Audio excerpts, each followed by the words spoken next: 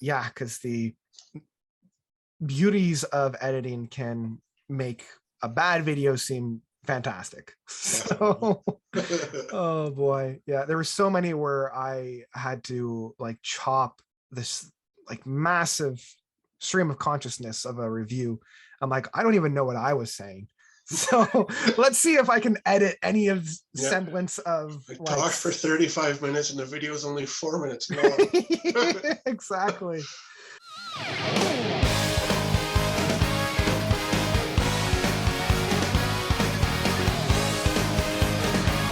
Thank you so much for coming on, Brent, and I appreciate it. Talking about some Neal Morse Band. This is his, I believe, 4th studio album with this name. Obviously his like 25th or 30th actual album. At least. But yeah, thank you so much for coming on and thanks for inviting me. Yeah. How did you, before we dive into the music proper, I always love to find out where people got their introduction for Neal Morse and whatnot. So how did you discover his music? And up to this point, what has been your favorite album of his? Solo or Neal Morse Band? Any. Fair enough. I discovered him with Spock's Beard. I heard the album V and was completely blown away. Yeah. The man's a genius. Yeah. I really like Sola Scriptura, and of course, the Similitude of a Dream, which is kind of where I got the name for the channel. Yep. Those two were always going to be my top tier. Yeah, and it's interesting. I'm the exact same. I found him through Spock's Beard with V when I was doing a very deep prog search. I had devoured all the stuff from the 70s and was looking for anything new. So like I devoured all of Spock's Beard and Flower Kings and Dream Theater stuff. And yeah, V is still one of my favorites from his. Oh, hands down. I will say though, I think my favorite project from his might be Similitude. I would say so. Yeah, I would put it number 1. Yeah, like it's astounding on a lot of different levels. The scope of it being a double concept album, which he's not afraid to do. Yep. But the fact that even though he's done this so often, how many different risks he took with it, how much of a polishing of a lot of ideas that he's put before into almost its perfected state, and to put out such a massive banger that late into his career, it still blows me away, because most people have like reached their pinnacle and are just kind of riding the wave, but he was able to surpass that. Yeah, and he's taken somebody else's story. I don't know if you've read The Pilgrim's Progress, but it's pretty hard to read from what I've gathered. But to make an album that follows that book, you've got to be a genius to do that. Yeah, I mean, it's kind of like, again, I'm not all that familiar with The Pilgrim's Progress. I am aware of it, but it's kind of like trying to adapt like the Canterbury Tales, or like exactly. It's just so massive. Like, what do you leave out? What do you incorporate? So yeah, and then he followed it up with The Great Adventure, which I wasn't as big of a fan of. No, I found it a little. Yeah, I mean, I have it because I felt like if I have Similitude, I had to have The Great Adventure. Yeah, exactly. Well, they are companion pieces. It's just continuation. So yeah, it just wasn't. So now we're coming into his next release of, and I actually have it here, of, come on, Innocence and Danger. Yes. And this is, on the one hand, it's a double disc. I wouldn't necessarily call it a double album proper, but it is a double disc in terms of being on 2 CDs or multiple LPs if you have the record. I call it the IQ syndrome. I like that. Yeah, because there's a couple of albums out there that have this like maybe 20 to 30 minutes worth of music on the second disc. Like, it reminds me of Porcupine Tree's The Incident, where the second disc is still a part of the album, but it's really not. Yeah, Like, they're not referring to them as bonus tracks or leftovers. It's and part that's of the it. album, but It's unrelated. yeah, which is really interesting, and I know we'll get into it when we actually get into the album proper. But like, you have part one of Not Afraid on the first disc, and then the second disc starts with Not Afraid part two. So that was interesting. But let's talk about the album. Let's actually dive into it. Broad brush, because I know we'll actually get into the nitty gritties. I do want to know, broad brush, how you feel about this album. I loved it. Good. It's number 2 easily under the Neal Morse band. And then there's quite a gap between that and 3 and 4. Yeah, you're not wrong. When their first album came out, it was fine. I thought that it was one of his better projects, incorporating a lot more, say, from the other musicians. Yeah. It didn't really leave me with a big impression. There were moments on the album that I really liked, and after listening to the vinyl, I liked the pace of it. But yeah, I didn't really it was the first time I listened to it since it came out, when I received it. It's definitely not nearly as good as Similitude, but it is streets ahead of The Great Adventure, and I will say it's probably their second best. And there are a number of tracks on this that I thoroughly enjoy, and it is like one of his better works. So yeah, I'm definitely in agreement for that. Was there any track on here that really stood out for you? Yeah, the one that really stood out to me was the one that Eric Gillette sang. Refer to my notes here. The way it had to be, which was apparently a leftover from The Great Adventure, but it's got such a Pink Floyd vibe, and I remember hearing that. Just being completely blown away, and it's such a perfect lazy summer day song. I agree. And the thing that I really love, that we can talk a little bit now, is the structure and flow of this album. Is something that I really enjoy, and probably the best structured album of his. I would agree 100%. Yeah, because we've got the first 2 tracks of Do It Again and Bird on a Wire, which I believe, and even the third track of Place in the Sun, and all 3 of these tracks, I believe he's at this point now released for people to listen to. The video came out yesterday, or was it today? Either yesterday or today. Your Place in the Sun. Your Place in the Sun. Yeah, I like how all 3 of these tracks are very much singles. And they're big. They open up the album very good. We've all heard them at this point, so we already know kind of what to expect. But then it goes into Another Story to Tell, The Way That It Had to Be, and Emergence.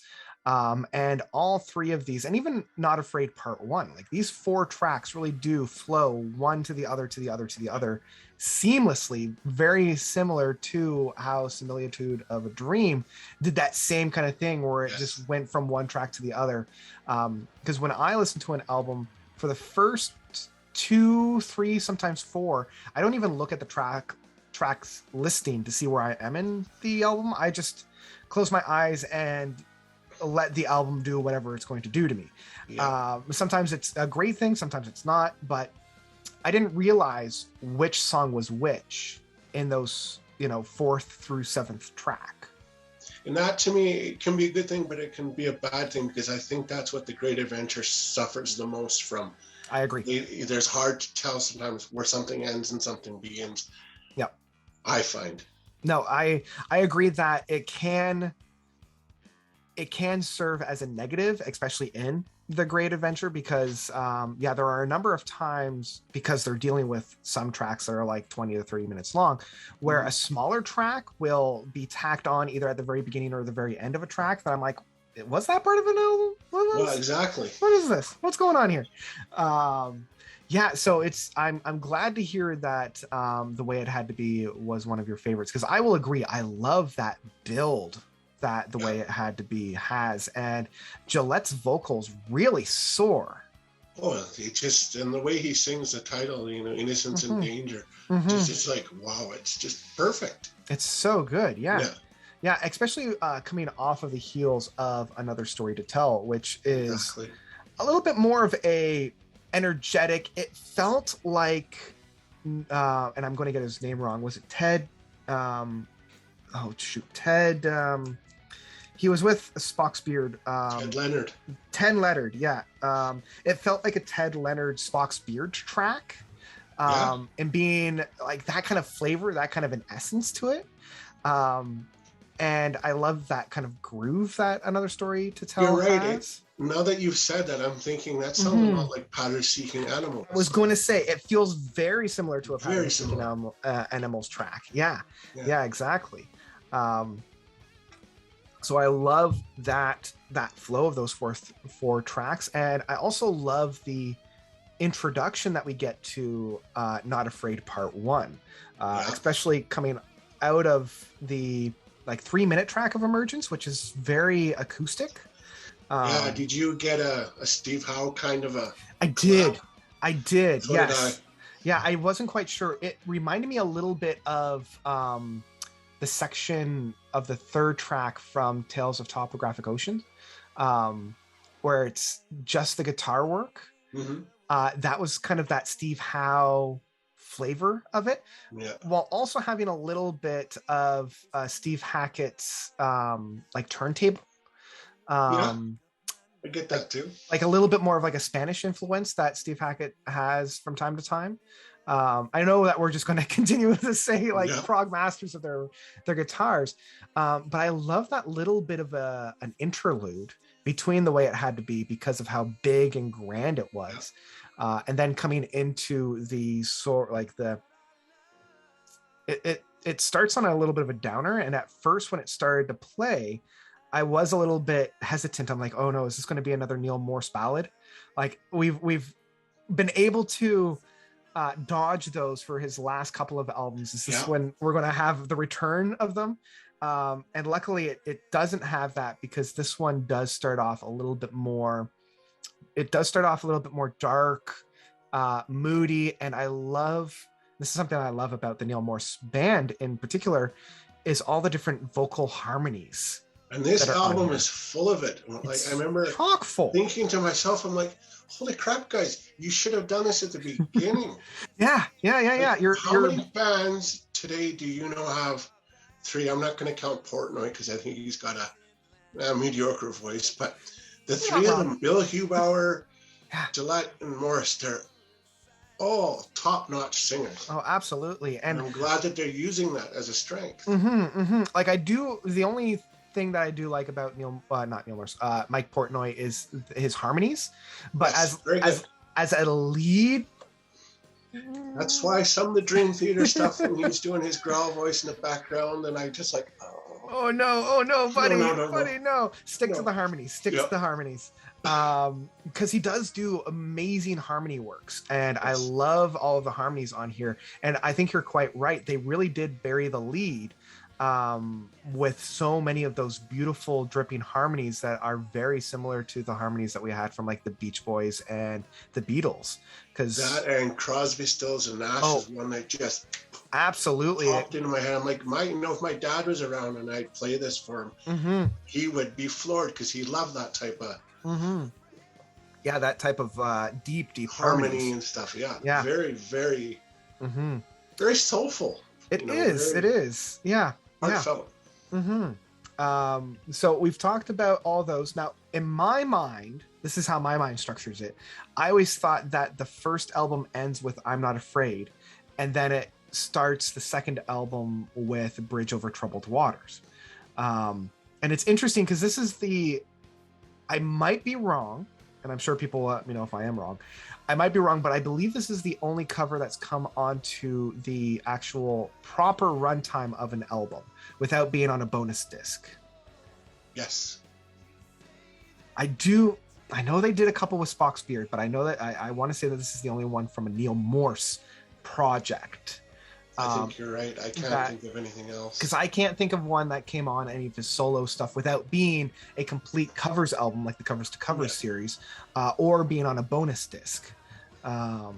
So yeah, this was the only one that came on proper, and because I didn't see the runtime and where I was in the album, I knew that this track was there somewhere. And it wasn't until they actually came out and sang the lyrics I'm like, wait a minute, this is oh, this is what it is. Okay, because I don't know if you had the same thing, but this reminded me of what Yes did to America. Yeah, totally. First thing when I heard it, when they started singing the words, I'm like, wow, that's two Yes isms. Yeah. And it is, be honest with you, their take is okay. Mm-hmm. They progged it up, it's fine, but absolutely, I can't get that original out of my head. Right. Yeah.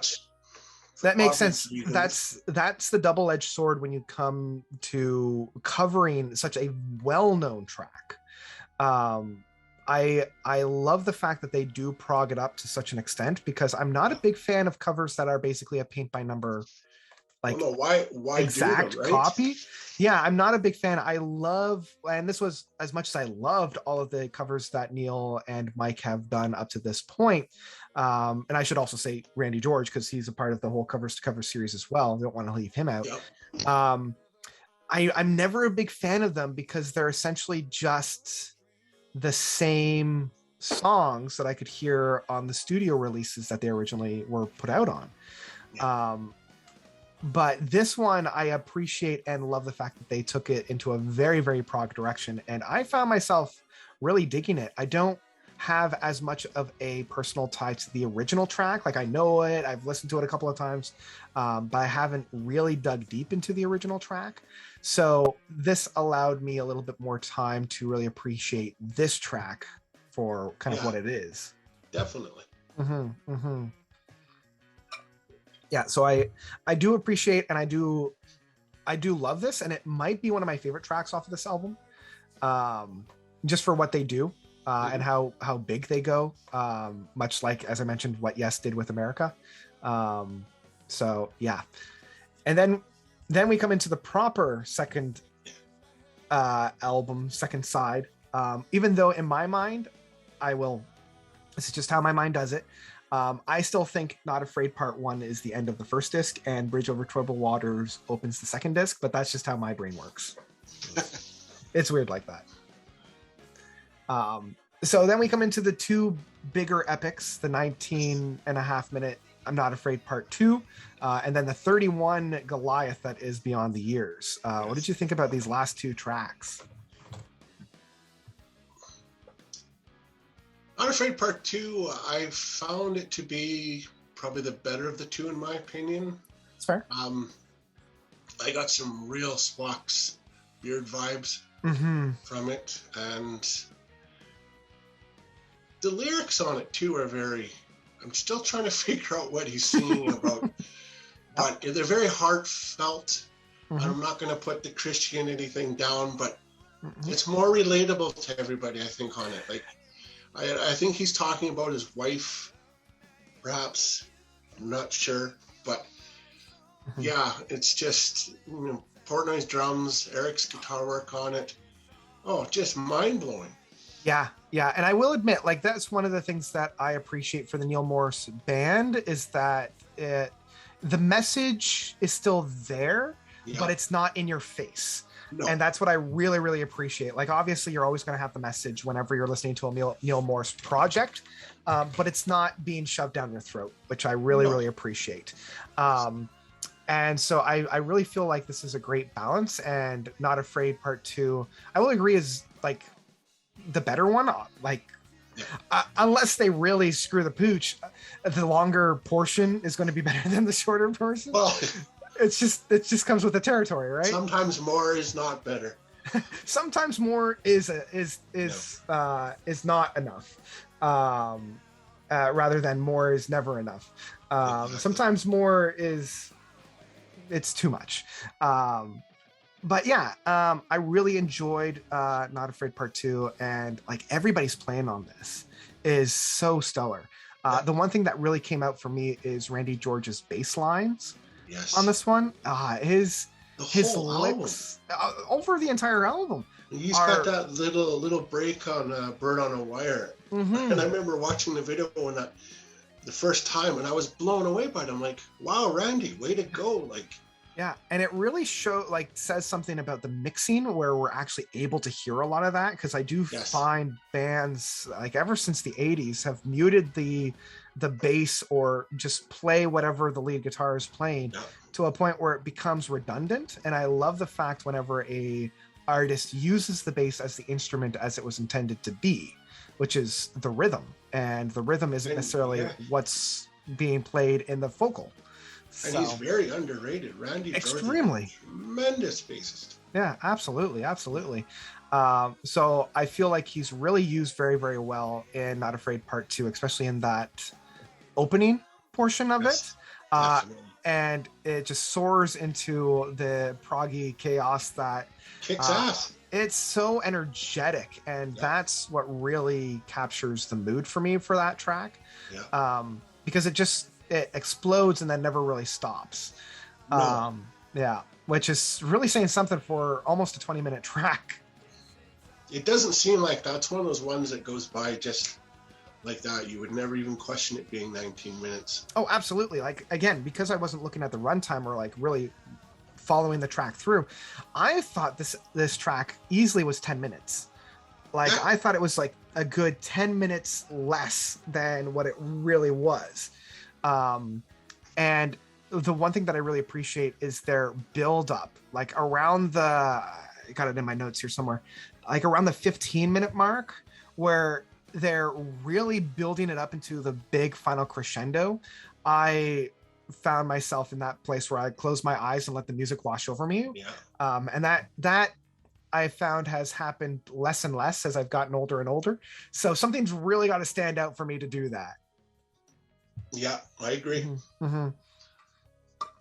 So then we come to the big final track of Beyond the Years, the big 30-minute track. For me, I love this track.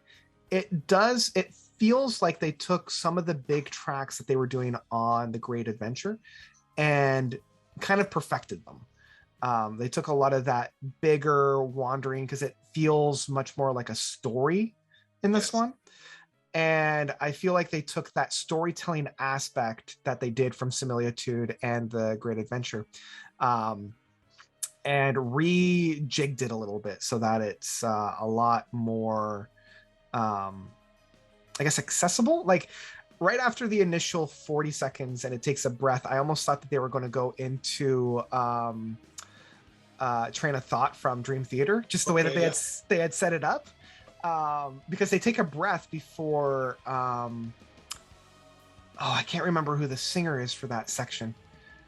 Well, Hugh Bauer starts it. Hugh Bauer, that's the guy, because I feel like he is criminally underused on the last couple of albums. So I love the fact that he was able to really shine What is the epic on The Great Experiment? Oh, that is... Oh, it's on the tip of my tongue. Yeah, I know the one you're talking about.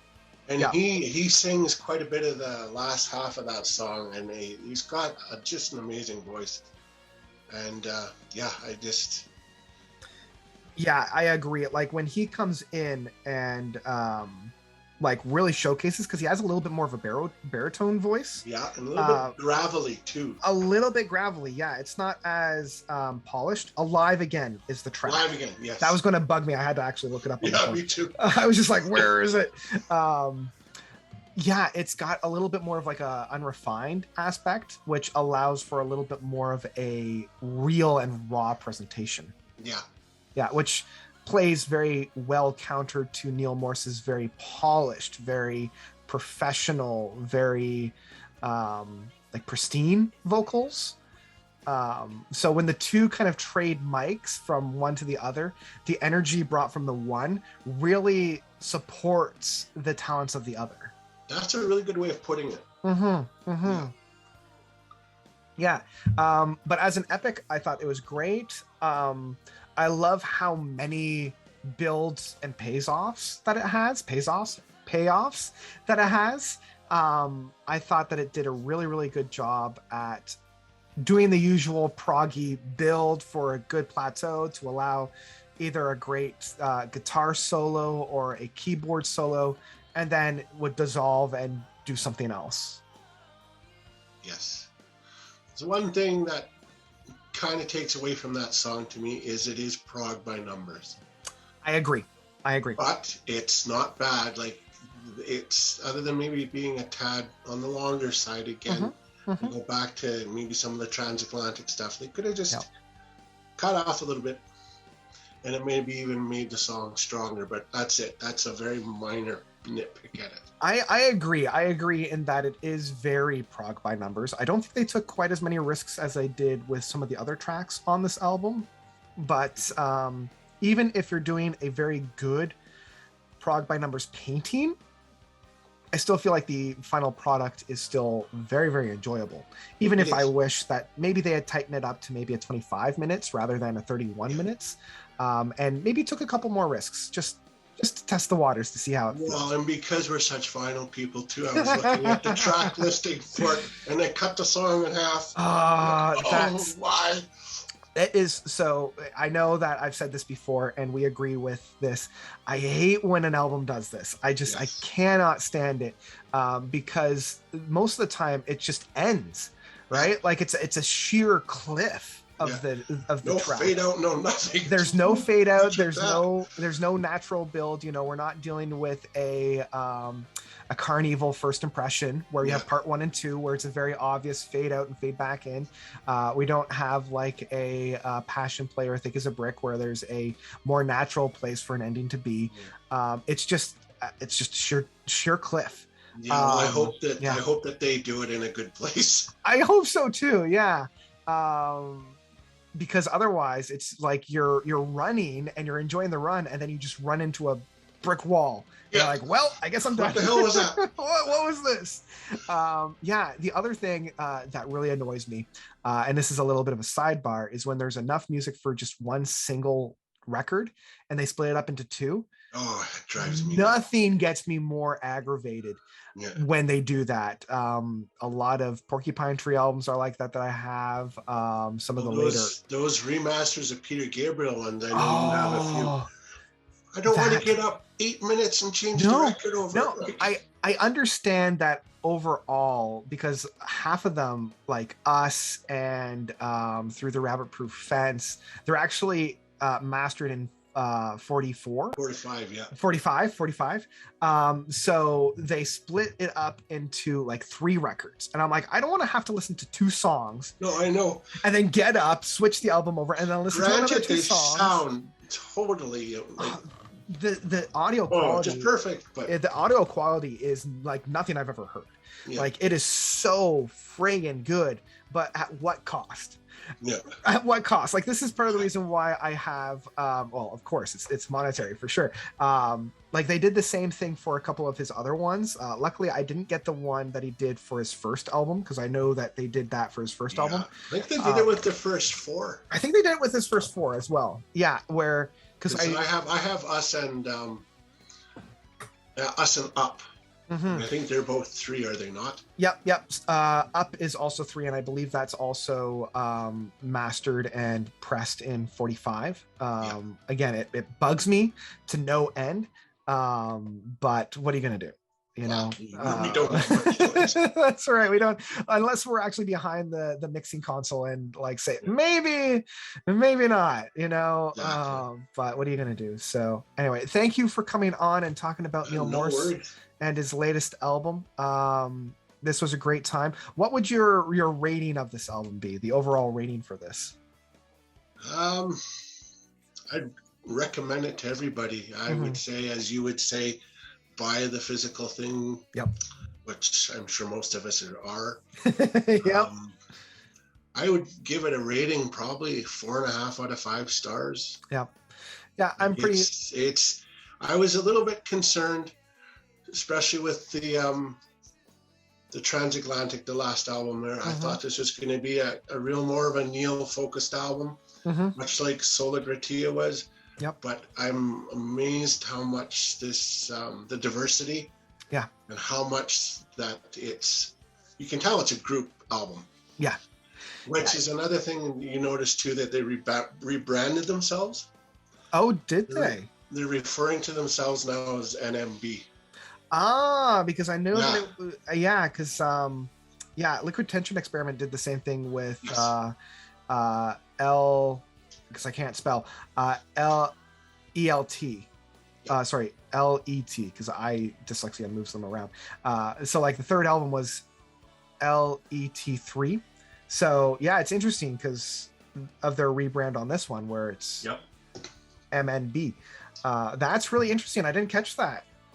Like it was staring me in the face, and I was just like, "Oh, how about that?" That was the first thing I remember reading. I'm like, "That's interesting." That is very interesting. Yeah, because yeah, when I put this into my iTunes, it came up as the artist being MMB. And yeah, I will agree. And this is one of the things that I do love about this band is that it's not just Neal Morse. It really is a band. It's a group effort. It's a group effort. Yeah. And I love all their personnel on here. My opinion is pretty much exactly the same as yours in terms of the rating. I definitely recommend this one. I think it's one of his best in this, not only in the Neal Morse band or the MNB, but over his entire discography. And this is something that Neal Morse really does well. He'll put out maybe 2 albums a year, which he did this year.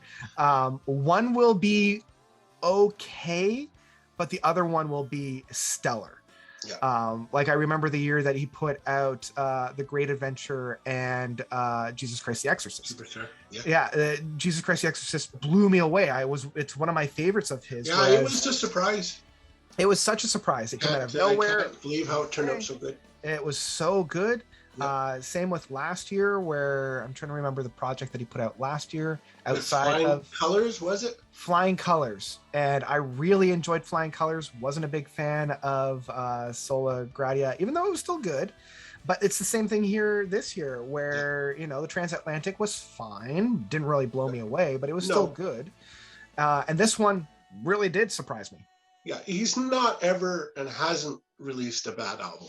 I would agree to that. That you can take that to the bank and bet money on that. You'll never get a bad.